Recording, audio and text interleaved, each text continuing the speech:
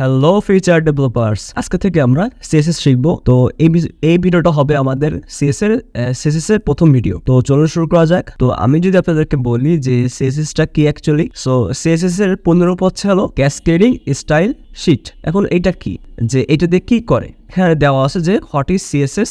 হ্যাঁ, সো এই সিএসএসটা কি এবং এটাতে কি করে। সো প্রথমে যদি আমরা জাস্ট জানি যে সিএসএস এর 15টা কি, ক্যাসকেডিং স্টাইল শিট, এবং ওরা বলতেছে যে আপনি যদি এখানে যদি খেয়াল করেন তাহলে দেখবেন যে সিএসএস ইজ দ্য ল্যাঙ্গুয়েজ। কি বলতেছে?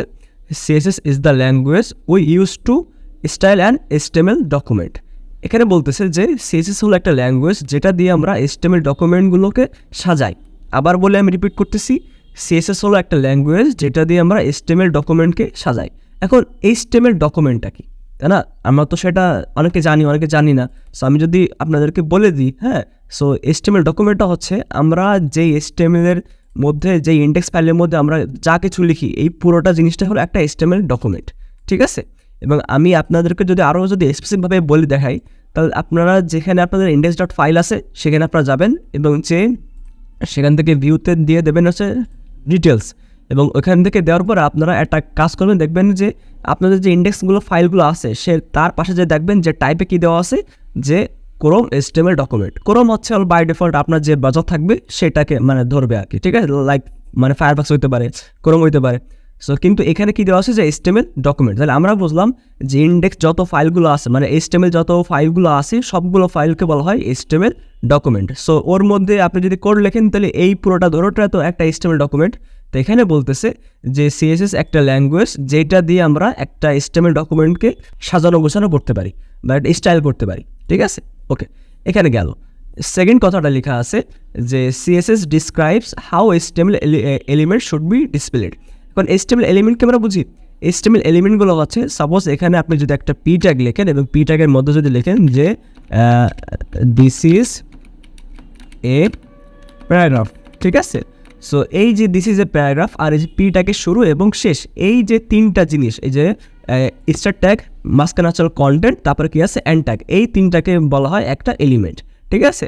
সো এখানে বলতেছে যে সিএসএস দিয়ে আপনি এই এলিমেন্টগুলোকে স্টাইল করতে পারবেন বা সাজানো গুছানো কিছু একটা করতে পারবেন, ঠিক আছে?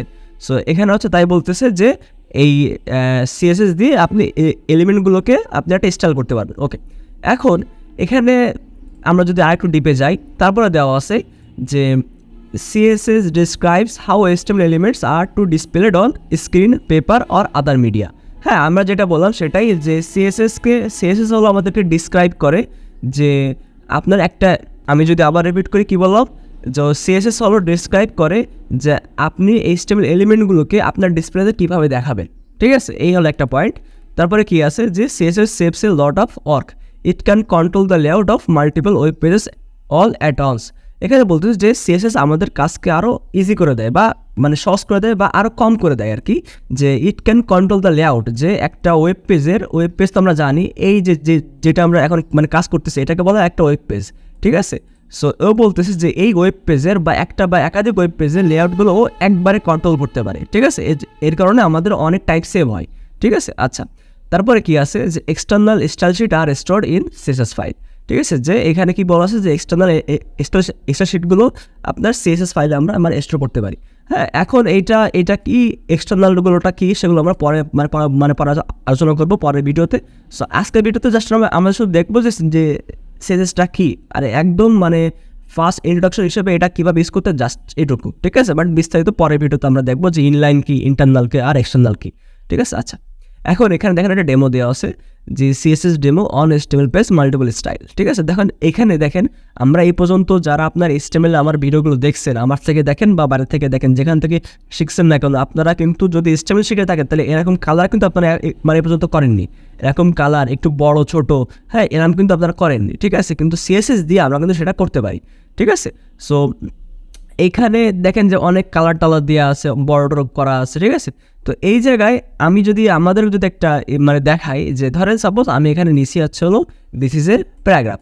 এখন আপনি যদি চান যে এই জিনিসটাকে কালার করবেন, হ্যাঁ, এখন আমি কি বললাম যে সিএসএস কিন্তু বলে দিয়েছে যে সিএসএস দিয়ে আপনি একটা এলিমেন্টকে কালার করতে পারবেন বা একটা এলিমেন্টকে স্টাইল করতে পারেন। এখন স্টাইল বলতে কতগুলো বোঝায়, স্টাইলের মধ্যে কী কী আসে, কালার আসে, আপনার কালার দিতে পারেন, ব্যাকগ্রাউন্ড কালার দিতে পারেন, তার ফন্ট সাইজ বাড়াতে পারেন, তার ফন্ট ফ্যামিলি দিতে পারেন, তার ভিতরে একটু জায়গা মানে দিতে পারেন, আরও অনেক কিছু। ধরেন সে এখানে আছে, আপনি এখান থেকে নিয়ে তাকে এখানে নিয়ে গেলেন, তাও করতে পারবেন। ঠিক আছে, মোটামুটি একটা আপনি যখন আপনার খাতায় আপনাকে যদি একটা খাতা আর যদি একটা কলম দিয়ে দেওয়া হয়, তাহলে আপনি আপনার খাতার যে কোনো জায়গায়, যে কোনো প্রান্তে, যে কোনোভাবে তাকে ছোট বড় কালার মালার তো করতে পারবে না। ঠিক তেমনই আপনাকে একটা ডকুমেন্ট দিয়ে দেওয়া হয়েছে এবং সেখানে আপনাকে CSS এর মাধ্যমে আপনি ওই ডকুমেন্টের মধ্যে যেখানে ইচ্ছা মানে সেখানে তাকে মানে দিতে পারবেন, বা তাকে কালার বা ব্যাকগ্রাউন্ড কালার বা আরও সব কিছু তাকে মানে করতে পারবেন। ঠিক আছে, এই ছিল মোটামুটি আপনার মানে CSS এর কাজ। এখন জাস্ট আমি একটা ডেমো দেখাই, আজকে ভিডিওটা মানে করে দেবো, শেষ করে দেবো। সেটা সাপোজ ধরেন, তাহলে এখানে কি দেওয়া আছে যে দিস ইজ এ প্যারাগ্রাফ।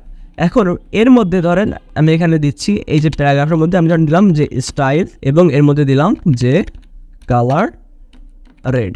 ঠিক আছে, এখন আমি যদি এখানে যদি রিফ্রেশ দিই, তাহলে দেখেন এখানে কিন্তু দেখাচ্ছে যে দিস ইজ এ প্যারাগ্রাফ, এটা কিন্তু রেড কালার হয়ে গেছে।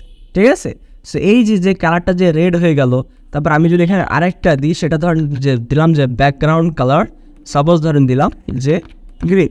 ঠিক আছে, এখন দেখেন এখন কিন্তু এটা কিন্তু গ্রিন হয়ে গেছে। ঠিক আছে, সো মোটামুটি এই যে কালার গ্রিন, এই যে ব্যাকগ্রাউন্ড কালার করতেছে গ্রিন দিচ্ছি, আবার এই টেক্সটের যেটা কালার সেটাকে আমি চেঞ্জ করে দিলাম, এটা আগে স্টাইলে কিন্তু সম্ভব ছিল না। ঠিক আছে, কিন্তু এটা CSS এসে কিন্তু সম্ভব আছে। ঠিক আছে, এবং এই জায়গায় যে এই জিনিসটা আমি নিলাম, এই যে ট্যাগের মধ্যে, একে বলা হয় ইনলাইন স্টাইল। ঠিক আছে, সো এই ইনলাইন স্টাইল এখনও তো আপনাদের তো আমি করাইনি। ঠিক আছে, সো পরের ভিডিওতে আমি ইনলাইন, ইন্টারনাল, এক্সটার্নাল যেই তিনটাভাবে CSS করা যায় বা নেওয়া যায়, সেটা আমি আপনাদেরকে পরের ভিডিওতে দেখাবো। সো আজকের ভিডিও তাহলে আমাদের এই পর্যন্ত। হ্যাঁ, জাস্ট আপনি এখান থেকে জাস্ট আমি আপনাদেরকে দেখা দিলাম যে CSSটা কী, CSS দিয়ে আপনি কী করতে পারবেন এবং CSSটা আপনার কেন ইউজ হয়, এইসব দেখালাম।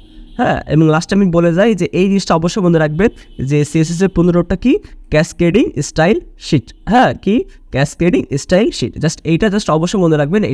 এটা আপনার বিভিন্ন ইন্টারভিউ কোর্সের হতে পারে, বা আপনাকে কোনো কেউ আপনাকে যদি জিজ্ঞেস করে যে CSS এর পুনরুক্তটা কি, আর আপনি যদি বলতে না পারেন, তাহলে আপনার কিন্তু একটা মান সম্মানের বিষয় হয়ে যাবে যে আপনি একজন ডেভেলপার বা CSS পারেন, কিন্তু আপনি তার মিনিং জানেন না। সো অবশ্যই এটা জানবেন যে CSS এর পুনরুক্ত হলো ক্যাসকেডিং স্টাইল শিট। সো আজকে তাহলে এই পর্যন্ত থাক, পরের ভিডিওতে দেখা হবে। আল্লাহ হাফেজ।